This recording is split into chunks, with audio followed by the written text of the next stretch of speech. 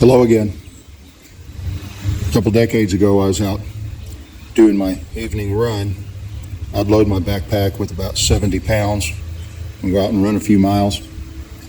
Well, I was going down the road, and along the edge there, something caught my eye, so I stopped and picked it up, and it was a pen. Just a pen, looked like a little fancy thing. I checked it out, and it still worked, so I stuck it in my pocket.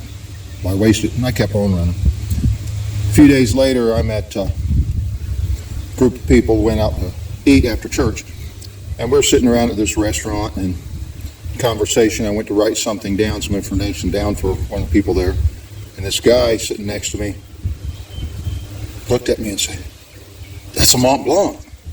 I said, "It's a pen." He said, "Oh man, that's a Mont Blanc." So what? And he's all excited about this pen I found on the side of the road. And he goes, "You want to sell it?" I just looked at him and said, "Okay." So he gets his wallet out, and he's all excited. He's going to get him this pen. And he says, "How much?" And I'm just looking at him. He says, "How much?" I said, $40. I thought, surely. No, he pulled 220s out and gladly handed them to me for this trash pen. So he went home thinking he was a big shot now. Why? Because if he writes with this, people will think of him. He'll have prestige, his image in front of the crowd. This was a guy I just went to church service with. Okay? Yeah, this almost seems exaggerated, but it's no different than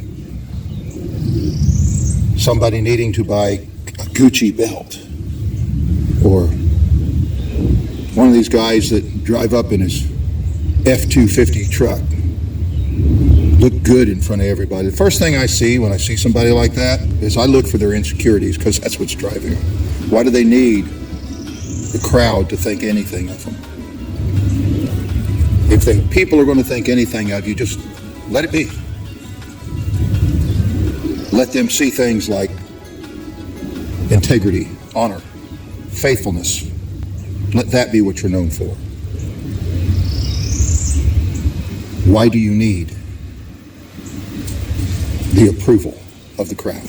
Some may call me foolish, some may call me odd, but I'd rather be a fool in the eyes of man than a fool in the eyes of God.